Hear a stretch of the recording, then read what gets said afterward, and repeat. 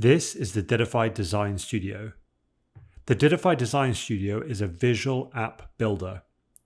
The studio is split up into 5 main tabs that are listed down the left-hand side of the page. These tabs are designed to help you build custom, high-quality apps. There is a Page Builder tab. This is for the development of your app's user interface. Data tables for building and managing a data store for your app. Back-end actions for building your app's back-end logic and functionality.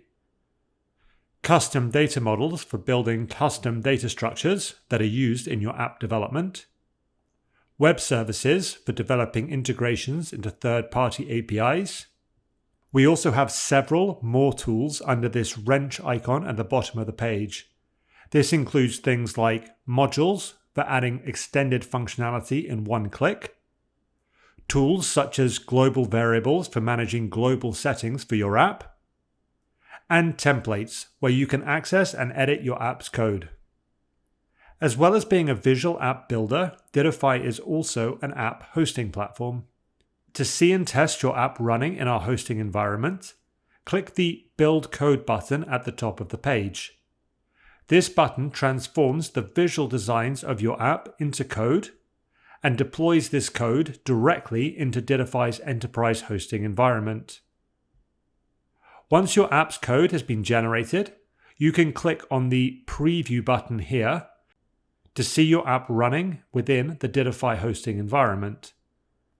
In Dittofi, you can build multiple versions of your app.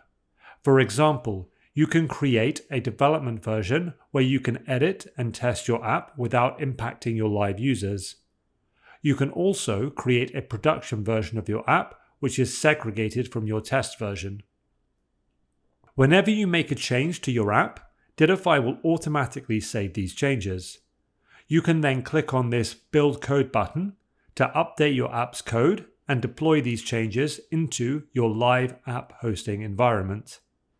Then, if you go over to your live app and click the Refresh button, you will see all of the latest changes to your app live. In the next lesson, we're going to learn about pages and how these can be used in order to design a user interface for your app.